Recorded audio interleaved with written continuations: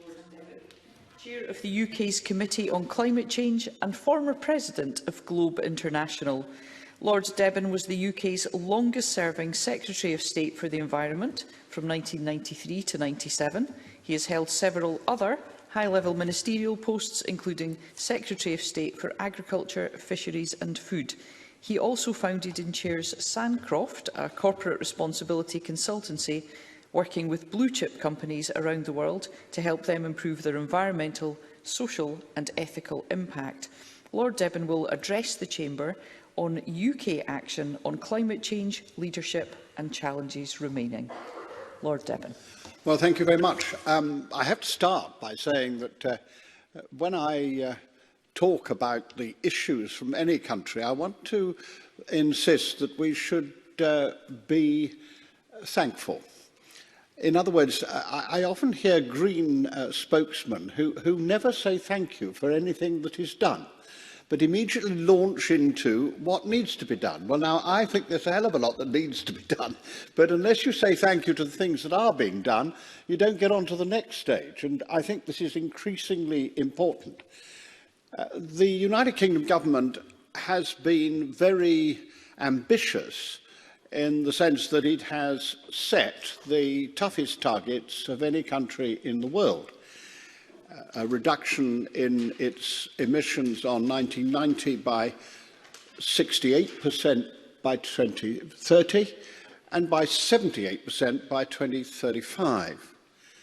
It's said that there will be no more sale of motor cars except electric or equivalent after 2030. And it has committed itself to stop generation by fossil fuels in 2035. Now, all this comes because of our particular system of the Climate Change Act and the Climate Change Committee, because we set up a cross-party operation in an act introduced by the Labour government, but prepared by the Conservative and Liberal Democrats and all the other opposition parties. So it is genuinely a cross-party concept. And that means that the Climate Change Committee has a great deal of independence. There are 8 of us. All the rest, except for me, are world-renowned scientists or economists. I'm the one who tries to make sure that what they say is comprehensible by ordinary people. As you know, there is a problem of connection between science and the technology and the way we talk, and trying to explain these things to people who don't see this as their central interest in life. And the chairman is appointed independently by the 4 governments of the United Kingdom. That means that you usually get 4 different political parties, so you find it quite easy to ensure that the person who is there is clearly independent. And then we have every 5 years to do a 5-year budget, well in advance. Much easier to get parliamentarians to vote for a budget which is in 10 years' time than a budget that's happening next year. So we now are just had the 6th carbon budget, which takes us to 2038. Each of these budgets are put before Parliament. Parliament has in fact agreed to all of them, and that then becomes law and legally binding. The government must meet that budget, and if it doesn't, it can be taken to court. I wouldn't take it to court, but somebody else would, Friends of the Earth or somebody of that sort. And as I say to ministers, I would be the first witness for the prosecution. So would they please not put me in that position? So the situation is that we are in a very strong position in terms of what the government has promised, and nobody disagrees that that is a remarkable thing. It does no harm for it coming from the right, because there's nowhere else for the sort of people who might otherwise find an excuse for not supporting it to go. So that does work out extremely well. But the problem of that is that you then have to make sure that people actually do what it is that they say they're going to do. Now, so far, they have, but it's getting more and more difficult. And so we have been pressing the government to produce its programme. And so 2 weeks ago came the first two major bits of that, which is, the first of which was the government's net zero strategy, which sets in law the things that need to be done, and also its heat and buildings strategy, because that is perhaps our most difficult area. Now, that means we've done step two. We've got step one, which you have to have. I get a bit cross when people say, you know, it's only an aim. Actually, you don't get anywhere unless you decide where you want to go. A generality of direction is no use whatsoever. But once you've fixed that, then you have to have a programme, and the government has set in that a programme of which we are, in the Climate Change Committee, independently able to say that we're very pleased with it, because in general, it has enshrined in the government's policy what we have asked for. But there are gaps in it, and one of the great pleasures of Globe is that we can discuss our own gaps and see how one overcomes them. Now, the two major gaps that we think there are is, first of all, a proper land use policy. We don't really see how we are going to deal with net zero by 2050, to which we are legally required to assent and to reach, unless we do something much more effective about how we use the land, to make the land more fertile, to take in more of the carbon which it used to take in, and thereby increasing the fertility so that we deal with that. Regenerative farming is a crucial part of whatever we are able to do.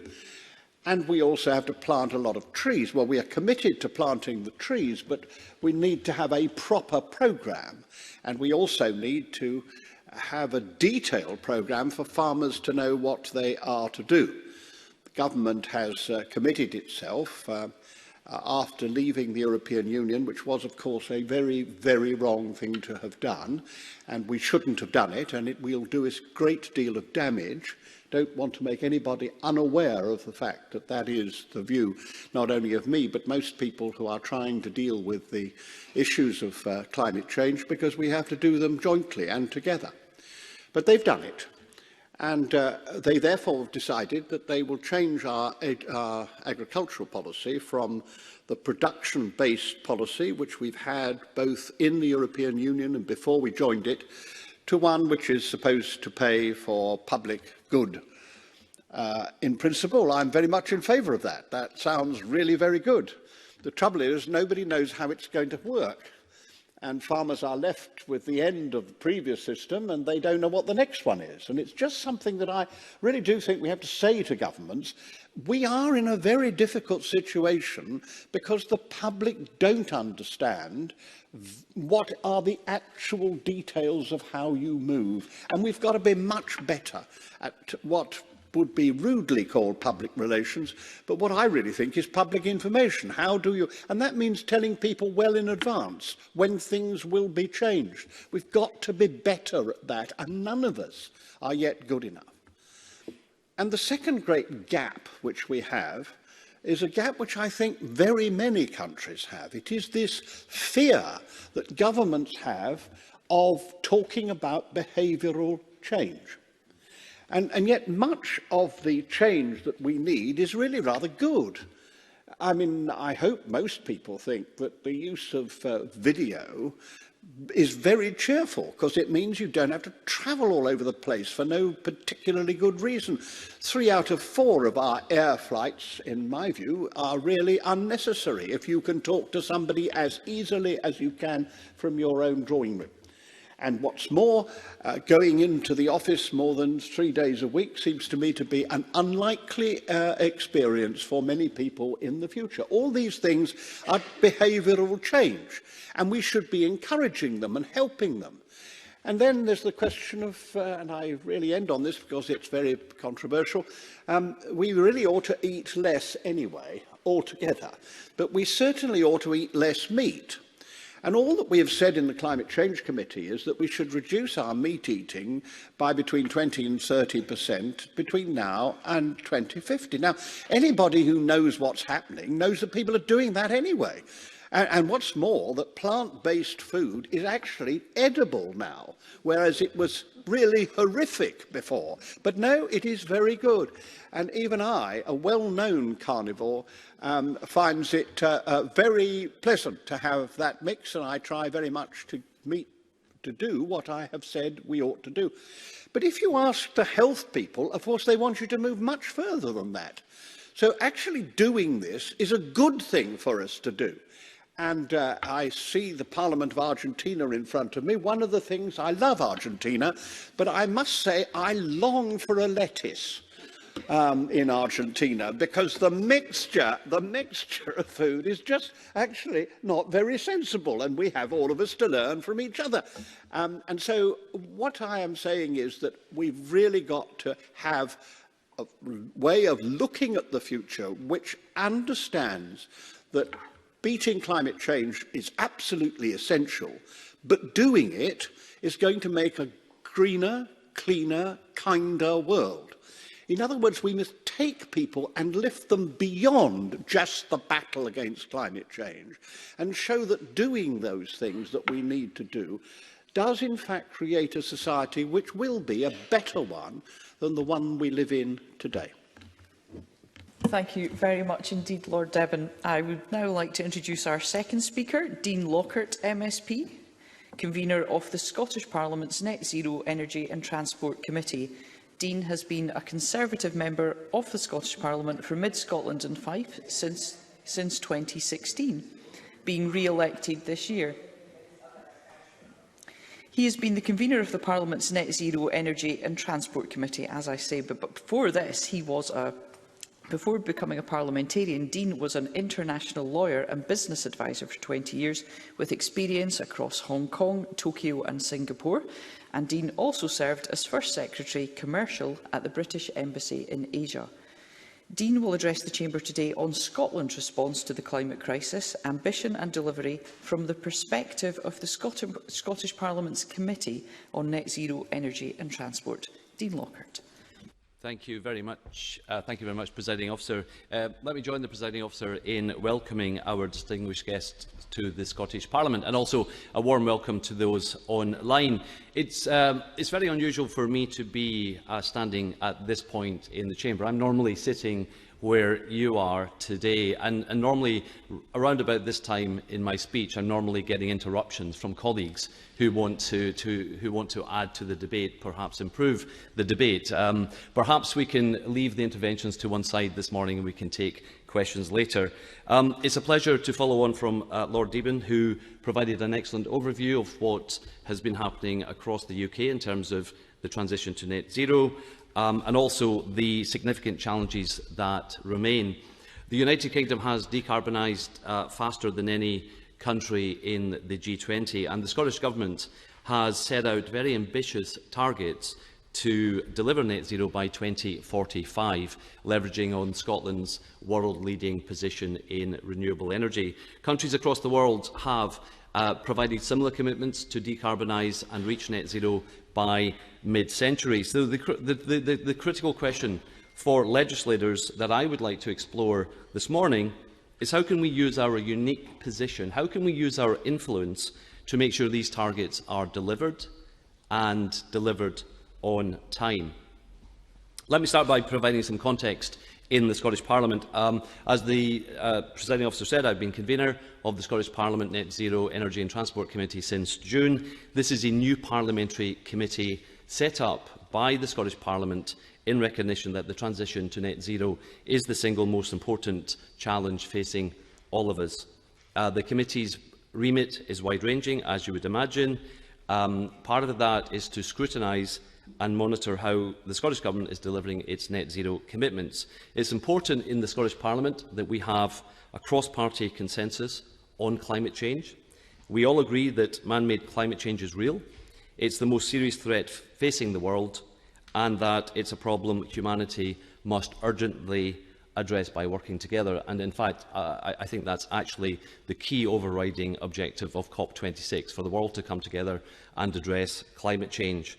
All parties in the Scottish Government have also signed up to make Scotland net zero by 2045, with a very challenging interim target of a 75% reduction by 2030.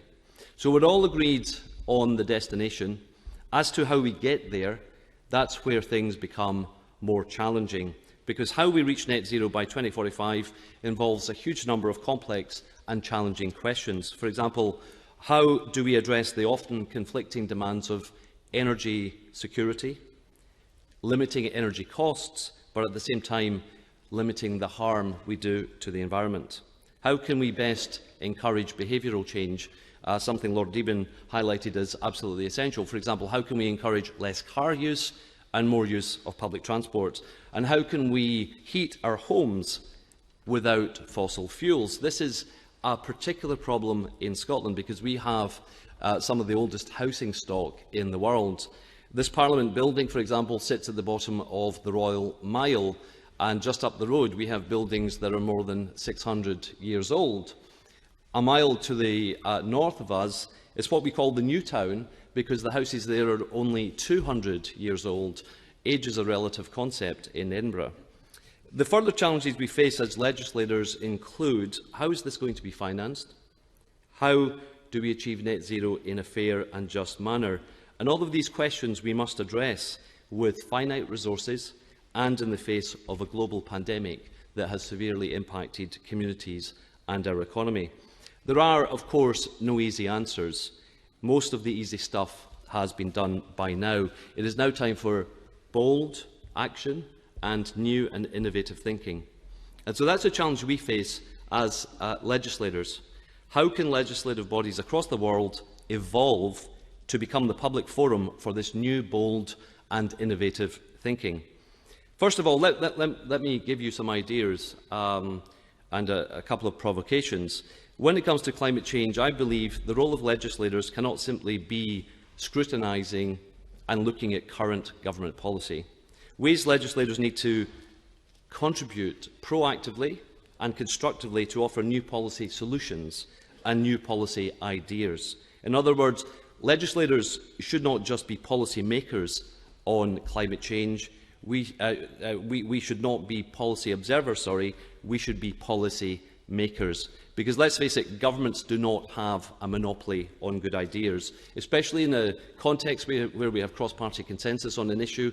It is incumbent upon us as legislators, because we speak to key stakeholders and members of our constituency who we represent, it's incumbent upon us to come up with these new bold policy ideas. The committee system here at the Scottish Parliament acts as a sounding board for new policy ideas. We engage with key stakeholders across all different parts of society, and through that, the committee system can act as a platform for new, bold thinking to be channelled through to government policy. And I'm sure there are similar committee structures or similar platforms in parliaments across the world that can act as a platform for those new, bold ideas. Secondly, as legislators, we can't do this on our own. We need the help of experts, scientists, academia, NGOs, citizens' assembly. We have piloted over the last couple of years citizen assemblies in Scotland, where we get 100 or 200 people representative of society, and we ask them what their views are on climate change, on a whole host of different topics, and taking non-experts through some of those really challenging questions can be very educational and informative for us as policymakers. So I think that's something we would like here in the Scottish Parliament to continue, both in respect of climate change and in other areas.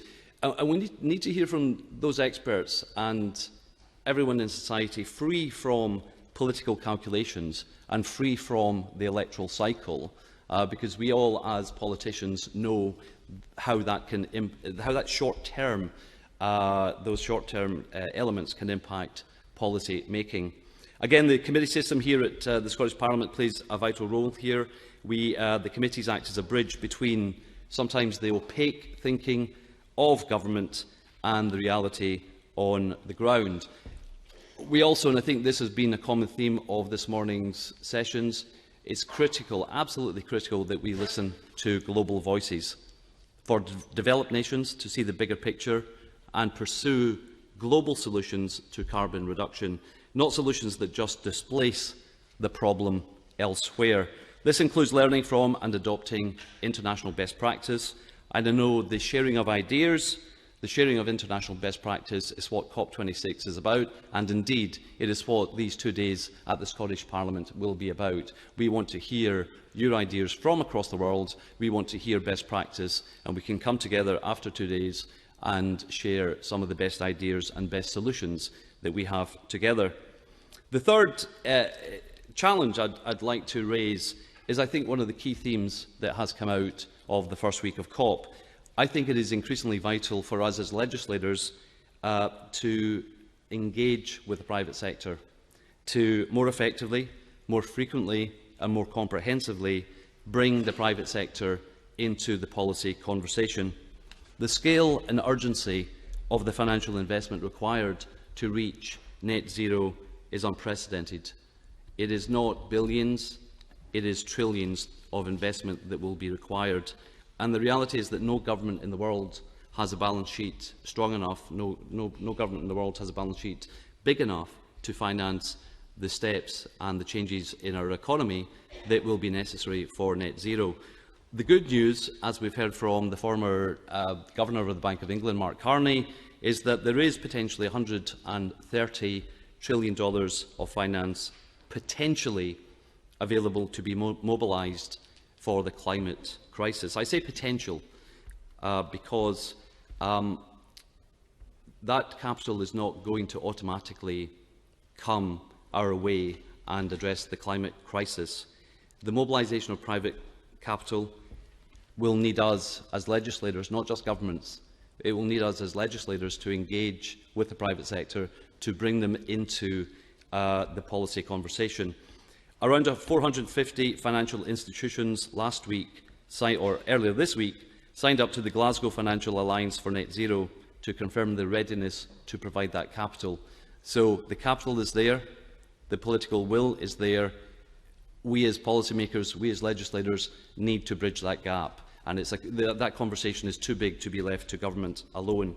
As John Kerry said, we have to move from being green rule makers to green market makers. And I think that, for me, sums it up. Presiding Officer, I'd like to conclude with a final provocation. The last 18 months have seen unprecedented challenges arising from, but also unprecedented responses to, the global COVID pandemic. Policy decisions across the world have been driven with that priority in mind across health, education, the economy, transport, all areas of government. The challenge is this: can we, as legislators, now take a similar approach to the climate emergency and look at all major policy decisions through the overriding priority of delivering net zero? That is the enormous challenge we all face in the years ahead, and I wish each of you the best of luck. Thank you very much. Thank you very much. Thank you. Thank you both our speakers very much indeed. It's now an opportunity for you to put questions to our speakers, and I can see a lot of hands going up, so I'll call the Parliament of Argentina first, then Parliament of South Africa, then Kenya, then Argentina again. And I'll let our broadcasters catch up with you. Thank you. Good morning. This is Camila Cresmeni. I'm MP from Argentina, following my colleagues. Thank you, Lord Deben and Dean Lockhart. Well, you mentioned Argentina. My question goes especially towards how can we make this not a left versus right issue? How can we go beyond our differences? Because what's happening in Argentina, I got into Parliament at age 29, and my first law that got passed is the Yolanda Bill, which is basically environmental education for the three branches of government: legislative, executive, and judicial branch. And it was in my opinion, a very good law to bring sustainability and development into the discussion within bureaucracies, but then it always got stuck in this idea that it's either left or right, the idea of climate change. And especially in Argentina, since our economy is so much still based on exports, basically coming from our agro-industrial characteristics, it's getting very hard to bring the private sector and being very broad in this, everyone who works on the land and all the different state groups into being part of this conversation of how we transition into something that's our future and not making this an anti-productive or anti-market issue. What was, in your experience, the best way to go around this? Thank you very much. Well, I mean, first of all, you have to say that the two people who are talking about this here are both sit as Conservatives. I mean, I am independent and my views of the present government are pretty tough, but I am a Conservative. And we have managed to make people understand what is true, is that there is no future for business except the green future. And if you look around the world, it is remarkable how major companies, even during the period of President Trump, I mean, he was not speaking for the major American companies because they were busy going on pressing for green changes.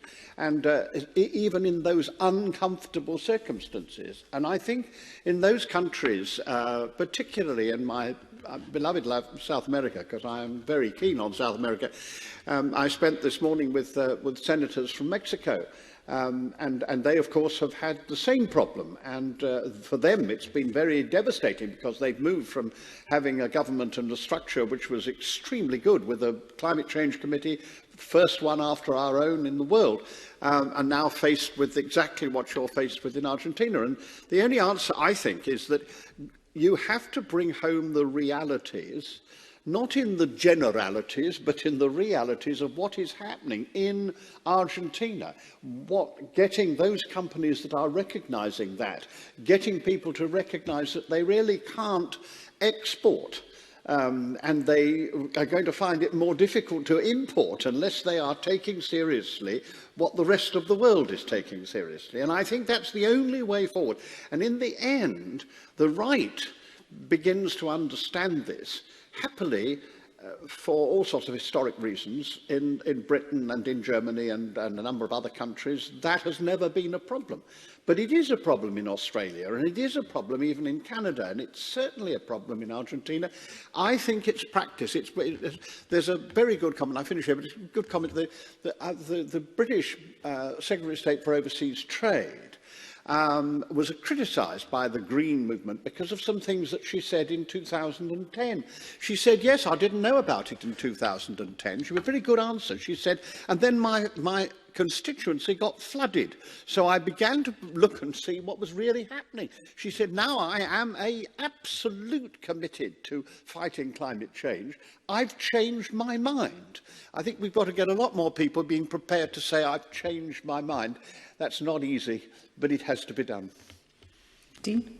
Yeah, look, I would agree with all of that. I think we've reached a tipping point where, for business and looking at the economic analysis, the cost of inaction is now higher than the cost of action. And I think that finally has, and I say finally, it's taken time, I think that's recognised by business pretty much across the world. I was at a CBI dinner last night, and the kind of like the recognition, it was almost tangible. You could feel it in the room that, you know, business want to do this, not just because it's the right thing to do, but because it's an enormous economic opportunity. But it's partly also driven the role that I said before about bringing the private sector in, because we need for this collaboration to take place. Everyone needs to be on the same page. Regulation can help. The taxonomy, we will see increasing disclosure requirements on companies to disclose the impact on the environment of their operations, and ultimately this could end up being embedded in accounting standards, where it's not just narrative disclosure that ends up in financial statements, it's actually dollar and pound signs that companies have to put against their accounts in terms of how much financial damage their operations are doing as well.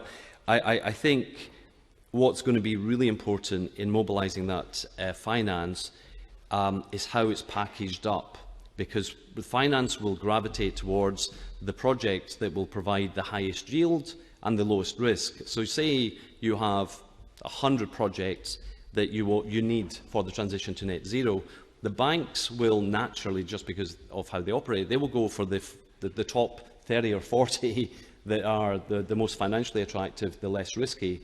What governments need to do, working with the banks and bringing them into the conversation, is to also encourage them to take on the more risky projects, the less attractive projects, and that's going to require new hybrid forms of financing. It's going to require governments to de-risk some of these projects. It's going to require co-investments. It's pretty complicated stuff, but it can be done, and it's already being done with some projects. So the key thing is to start that conversation. And I'm actually very optimistic, not only in the first week of COP, but I think for the past, I wouldn't want to put a time frame on it, but for the past 1 or 2 years, I think the private sector is really now buying into this. So I think the finance is there. As I said earlier, it's now for us as legislators, as policymakers, to get the right platforms in place to mobilise that finance. Thank you. I'm going to take the Parliament of South Africa next, and then the Parliament of Kenya. Then I'm going to the Parliament of Malta, and I'll come back to the Parliament of Argentina. But yeah, I'm very conscious of time, colleagues, so if we could keep our questions and responses as short as possible. Thank you. Thank you so much. And then we want to welcome these thought-provoking presentations. My name is Faith Mutambi. I'm a Member of Parliament from South Africa. My question is directed to you, Mr. Lord Deben. Can you maybe kindly share with us whether your country's elaborate and exemplary climate laws binds your country as a developed country, and then also as a party to honor your commitment to developing countries in terms of both financial and technological transfers? That's the question. Thank you so much. Well, I could give a very long answer, and I'm not going to do that because I shall be in trouble from the fierce chair. So can I just say, I feel absolutely passionately about the moral responsibility of rich countries who have benefited from pollution to help the poor countries which have not benefited from pollution to make the changes from where they are to where they've got to be without the dirty bit in between. So that, and you do that in two different ways. One is helping with the technology and the governance, which is really important, but you've also got to deliver the money. And that's why I was very critical of the British government in its, I think, immoral reduction of our overseas aid bill from 0.7 to 0.5. I thought that was wrong from a moral point of view, but it was silly too, because unless we do these if we don't do this, then the world, it won't just be the countries themselves that will suffer, but it is us. That doesn't sound very, no, that sounds a bit selfish, but it's true. If we don't do something to fight not only climate change, but to get the changes we need. Women's education, for example, absolutely central to what we need to do. We can't fight climate change unless we have a more educated women able to make choices for themselves. And you will know that better than most, that this is a hugely important thing. So for me, it is absolutely number one. And I'm very pleased to see that a great deal of the harm has actually been recovered by the government now, calling it something else and putting it out in a different way. And I hope that we will see that. The United States have done extremely well, I think, to get started. And I'm very pleased to see what the new Japanese Prime Minister, who is obviously going to be a major figure in this issue, has come to the COP immediately after his electoral victory. And with him, he has brought money purposely and specifically to do the sort of things that you'd like to see. Thank you. We'll take the question from the Parliament of Kenya. Thank you. My name is Francis Chatuganya. I'm a Member of Parliament from Kenya. And my question really is about what we need to do as parliamentarians to decarbonize our transport sector. Fortunately in Africa, because we have a lot of energy, wind, geothermal, hydro, we have managed to make some strides in the energy sector. But when it comes to the transport sector, still we are heavily dependent on fossil fuels. What is your advice or guidance to us as parliamentarians to enable our country to achieve the targets in the transport sector? To Mr Lockhart, please. Yeah, look, I think it's a common issue faced across the world. The renewables can help with electricity, and we're looking at, in Scotland at different forms of heating for housing, heat pumps, as well as hydrogen. When it comes to heavier industry and transport like the rail network, electrification of rail networks will help. And if you could have a system where the electricity is generated from renewable sources and the railway system is electrified, that will help. The potential use of green hydrogen and blue hydrogen is also very interesting. The technology is developing quite rapidly. The UK government's announced a sort of twin-track approach when it comes to development of hydrogen, where basically invest in both. It does involve complicated issues of carbon capture in the context of blue hydrogen. Green hydrogen is currently 3 times more expensive than blue hydrogen to produce, but there's an expectation that gap will diminish. It's the same with renewable energy. 10 years ago, renewable energy was much more expensive to generate than fossil fuel energy, but that gap is now closed. In fact, in many ways, with the disruption to the wholesale gas market, gas prices are higher than the cost of producing renewable electricity. Again, we've seen this with solar panels, where the cost of solar panel development is a fraction of what it was. The technology involved in the production of green hydrogen and blue hydrogen, the cost of that technology is also declining. The cost, I believe, of the electrolysis involved is declining. So to answer your question directly, I think a combination of electrification through renewable sources of energy and the potential for hydrogen could be the answer going forward. And I think, to touch on Lord Deben's point earlier, the assistance developed world should be giving to developing nations is not just finance, it's not just technology, it's the expertise, it's the technical expertise on the ground help with engineers and transport engineers and whatever other form of expertise is going to be required. Good news, the $100 billion of US dollars for the Global Climate Fund looks like it's going to be agreed, that target is going to be reached. And again, I would agree with Lord Deben that the Biden administration has been instrumental in driving that. But that technology piece and the expertise piece, I think, needs a lot of work. Thank you. Now go to the Parliament of Malta. Thank you, Madam Chair. I will take on what Lord Deben said earlier, that we should say our thank yous. And I would like to remind everyone here that the country I represent here today, in 1988, presented a resolution in front of the General Assembly of the United Nations to put climate change on the agenda. Of course, that was 1988, and that thank you is not enough for what we have done along the years. So my question now goes to Dean Lockhart. You mentioned earlier the COVID actions we have taken, and perhaps you can give us some practical examples as to what we can do related to that.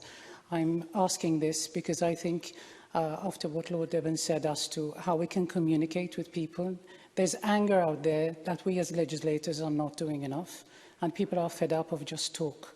So I think if we put COVID as a practical example, and say, this is what we've done for COVID, perhaps you can do this for climate change. I think we can move forward in a more practical way. Thank you. Yeah, it's a great question. I think the response to COVID, for example, if you look at the speed of technology in which vaccines were developed, people were talking about a 2 or 3 year time frame, but we ended up with vaccines produced over a record short amount of time because we had that whole of government response. We brought together government, scientists, experts in that sense of urgency that we need to replicate when it comes to the climate change. There was an important element, I think, also of behaviour change on the part of the public. We had to, as policymakers, as governments, had to very quickly get the message out there to the public that your behaviour has to change, both through regulation, but also through information campaigns, encouraging people to wash their hands, and I don't need to tell you guys what the information was. This concept of behaviour change, I think, is going to be absolutely critical. People don't like change, there's a debate going on, and I won't go down the rabbit hole, but there's a debate going on about whether we should actually call it behaviour change, because that feels for people that things are being done to them, that they're being forced to change their lifestyle. And there's a big policy discussion again about the carrot and stick. Do you incentivise people or do you disincentivize people in terms of behavioural change for COVID? And also, if you look at the financial implications of COVID, governments had a blank cheque. And I'm not saying governments should have a blank cheque for everything, but it was the right thing to do. Economies across the world, jobs were effectively nationalised for a period of time. So what I think, to answer your question directly, I think it shows that if you take a whole-of-government approach, if governments work together with experts, scientists, they can achieve results in a remarkably short period of time. And I think that basically has to be replicated, not just over a short period of time, but over the mid-term to address climate change as well. Thank you. Now, our next question will be asked in Spanish. So can I ask if our two speakers would, unless your Spanish is, yes, but unless your Spanish is a lot better than mine, Lord Deben and Mr Lockhart, you may want to, if you just sit at the benches at the front there, because there'll be headphones for translation. Thank you. Thank you. We'll just wait till you're organised.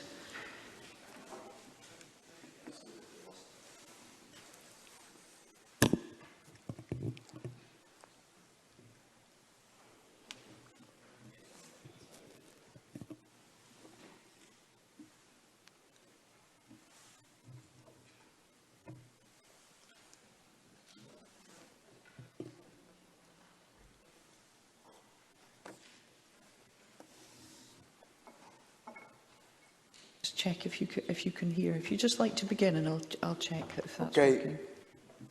Muy buenos días, señora presidenta. Gracias por darnos la palabra. La pregunta. Sorry, could you hold on 1 second? Just want to check. You're not hearing anything. Okay. Are there instructions on your desk about following? Go into, if you press audio.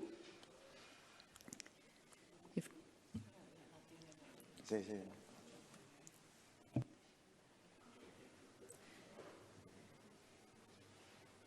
Thank you.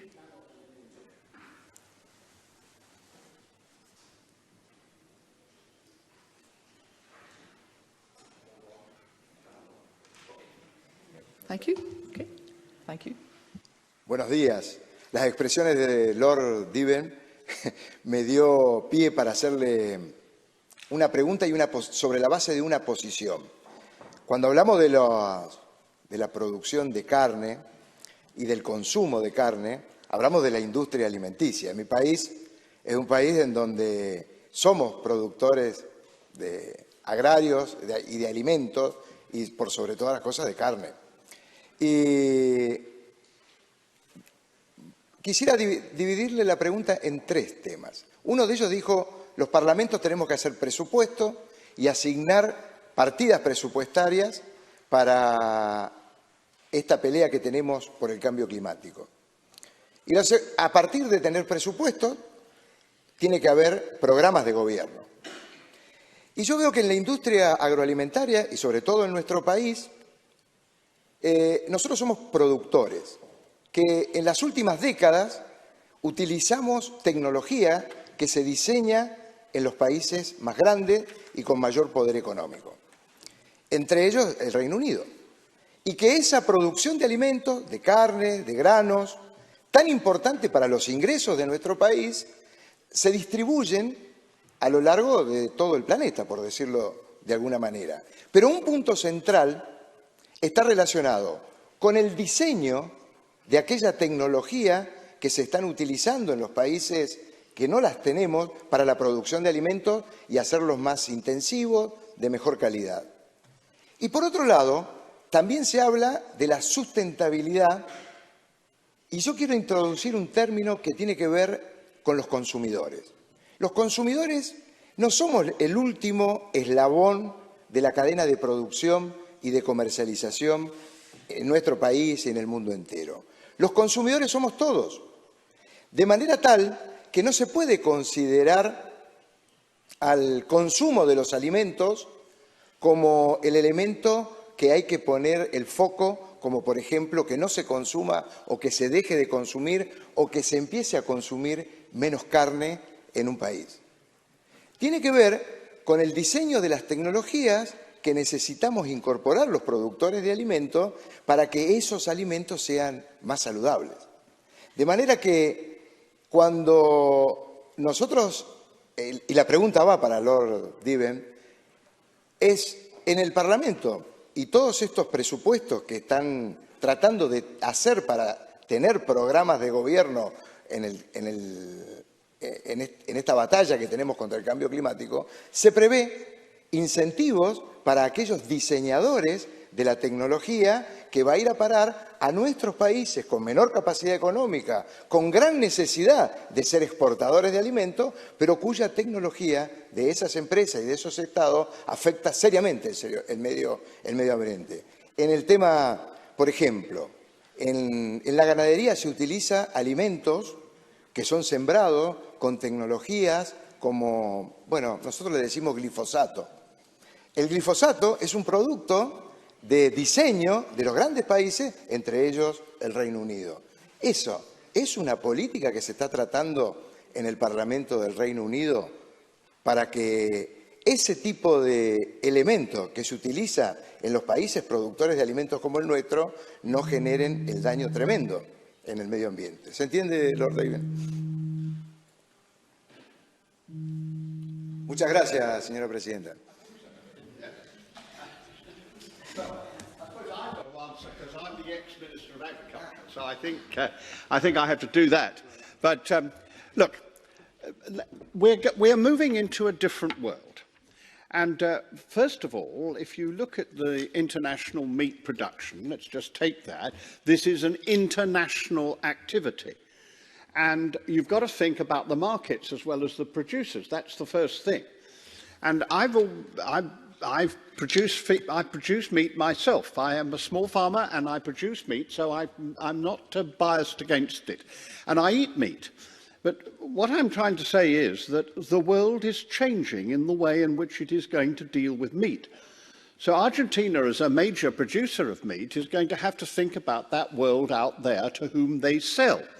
And three things are happening. One is that people are eating, in many developed countries, less meat, and that looks as if it is going on in an exponential way. The second thing that is happening is that the manufacture of alternatives to meat has, as I said, become very much more sophisticated. So whereas I would be happy to say that if it says vegetarian on the table, I wouldn't actually have bought it. Now it's quite possible because it is actually very different and it's much, much improved. And the third thing is that people are now producing increasingly successful artificial meat, i.e. something that is real meat, but it is manufactured by the scientists. Now, all I'm saying is that those three things mean that the market is changing. And so if the market is changing, the producer is very foolish if he doesn't start to think about how production has to change in order to meet the market. Now, the first thing is, I believe that increasingly trading agreements will not be made unless at the other end of the trading agreements are changes in the production of, let's say, meat, in this case, the most difficult of all, which take all this into account. And there are a series of things that people can do. Gene editing means that you can ensure that there is a greater degree of health in the meat that you're producing. Now, that means you will not have to have so many animals because, for example, if we could eradicate mastitis, make a huge difference to our ability to produce milk. If you deal with porcine diseases, already gene editing has removed some of the worst porcine diseases. So you can do a great deal by improving the health of the animals. then you can do a great deal by the systems that you use, both in feeding and indeed in operating the business of animal husbandry. There are a whole series of things that can be done to limit the carbon footprint of meat production.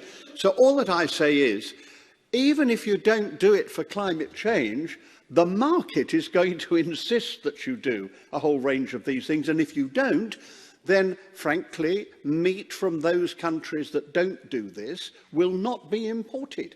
And I know this very clearly because we've got a bit of the United Kingdom which is just as exposed, I think in proportional terms, more exposed than Argentina, which is the north of Ireland.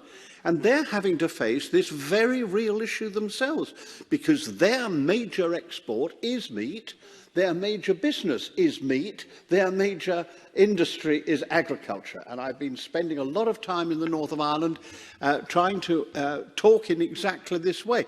They don't like it, but increasingly farmers are recognising that they've got to change because in the end, it's not manufacture or production that matters, it's sales, it's the market, and this is being driven by the market. Thank you. Dean? Yeah, very briefly, not necessarily on the question of farming or beef, but we're seeing this across all sectors of the economy. If you look at renewable energy, for example, and the wind turbines that are necessary for wind energy, there are a certain number of countries that have monopolised that market. Solar panels are effectively largely made in China. So the wider issue, I think, brings into the question of the issue of a just transition, that we need to make this, we need to manage the transition and make it fair for the sectors of society and the sectors of the economy that will be impacted by it, because we won't get the buy-in, we won't get the behavioural change necessary unless people see this as being generally a fair transition.